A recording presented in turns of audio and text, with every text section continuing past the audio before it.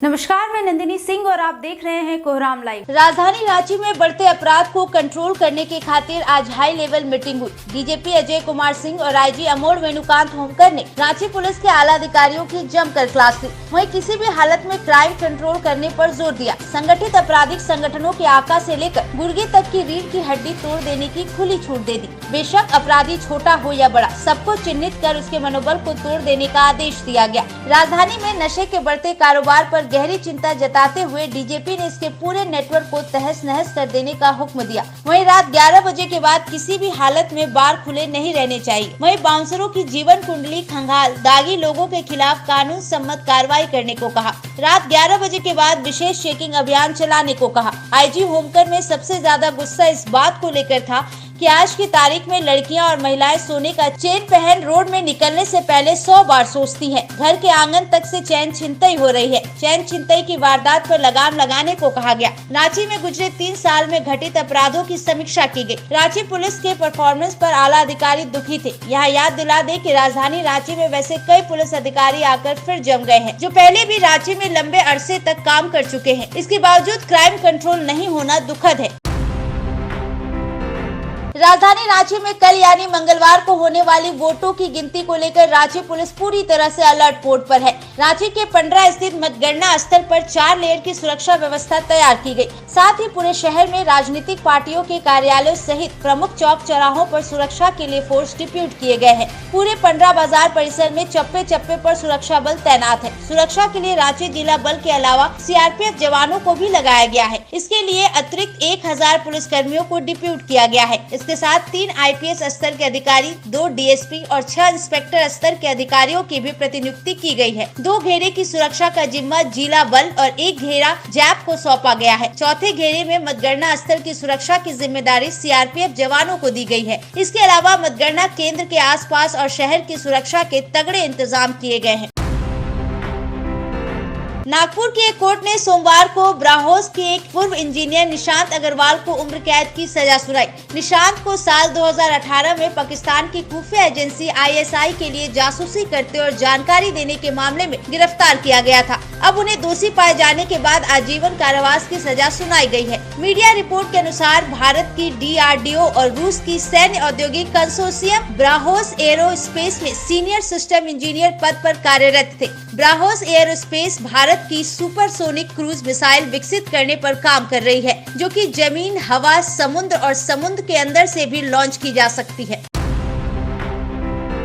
कांग्रेस संसदीय समिति की अध्यक्ष सोनिया गांधी ने एग्जिट पोल्स के बारे में पूछे जाने पर मीडिया से कहा कि हमें इंतजार करना होगा, बस इंतजार करें और देखें। हमें पूरी उम्मीद है कि नतीजे एग्जिट पोल के नतीजों से बिल्कुल उलट होंगे। इससे पहले कांग्रेस अध्यक्ष राहुल गांधी ने रविवार को कहा था कि इसे एग्जिट पोल नहीं कहा जाता है, बल्कि इसका नाम मोदी मीडिया पोल है। ये मोदी जी का पोल है, ये उनका काल्पनिक पोल है। दरअसल सोनिया गांधी डीएमके कार्यालय में आयोजित एक कार्यक्रम में भाग लेने पहुंची थी। यहां से निकलते वक्त उन्होंने मीडिया से उक्त बातें कही। इससे पहले सोनिया गांधी ने डीएमके के दिग्गज नेता एम करुणानिधि को उनकी 100वीं जयंती पर श्रद्धांजलि दी। देश में मानसून की एंट्री के बाद भी पूर्वी भारत, उत्तर भारत और मध्य भारत के कुछ शहरों में लू का कहर जारी है। आने वाले 4 से 5 दिनों तक कुछ क्षेत्रों में भयंकर लू की स्थिति देखी जा सकती है। हालांकि 6 जून के बाद हीट वेव का असर खत्म हो जाने के आसार है। मौसम वैज्ञानिकों का कहना है कि 5 जून से पहले ही मानसून पश्चिम बंगाल में भी एंट्री कर चुका है। वहीं अगले 2 से 3 दिन में मानसून के आगे बढ़ने की संभावना है। राजस्थान में 4 जून को हल्की फुल्की बारिश हो सकती है। वहीं 5 जून को दिल्ली, यूपी, हरियाणा एवं पंजाब में तेज हवाएं चल सकती हैं। आंध्र प्रदेश और कर्नाटक में मानसून जल्द प्रवेश कर सकता है। पश्चिमी विक्षोभ और चक्रवात रेमल के कारण अगले 5 दिनों में जम्मू कश्मीर, हिमाचल प्रदेश और उत्तराखंड में हल्की बारिश, तूफान और तेज हवाएं चलने की संभावना है। जब कभी रेखा कश्यप बीमार पड़ती थी, तब वो अपने गांव के पास एक डॉक्टर के पास दिखाने जाती थी। संजय कुमार कोरी यही कंपाउंडर था। पहली मुलाकात कयामत बन गई। संजय और रेखा दोनों में प्यार हो गया। रेखा ने एक फोन खरीदकर संजय को दे दिया। इसके बाद दोनों एक दूसरे के इतने करीब हो गए कि जुदा नहीं होने की कस्में खा ली। दोनों एक दूसरे से शादी करने का वादा कर गए। रेखा के पति बेचेलाल कश्यप सबसे बड़े कांटे बन गए। इसके बाद रेखा ने अपनी प्रेमी संजय के साथ भयानक प्लानिंग बना ली थी। बीते शुक्रवार को बेचेलाल शराब पीकर अपने घर आया। वो छत पर चटाई बिछाकर जाकर सो गया। पहले से तय प्लानिंग के अनुसार पत्नी रेखा सोए पति के सीने पर बैठकर उसका दोनों हाथ पकड़ ली और उसका प्रेमी संजय फरसा से वार कर बेचेलाल को मौत के घाट उतार दिया। वारदात के बाद रात में ही संजय अपने घर चला गया। घटना से अनजान बनी रेखा लेटी रही और सुबह 5 बजे चीख पुकार का नाटक किया। हालांकि पति की हत्या हो गई और पत्नी सोती रही, ये बात पुलिस के गले नहीं उतरी और पूछताछ में खुलासा हो गया। पुलिस ने पत्नी रेखा और उसके प्रेमी संजय को अरेस्ट कर लिया। ये सनसनीखेज वारदात उन्नाव के मोराव थाना क्षेत्र के दिगपालगंज से उछलकर सामने आई है।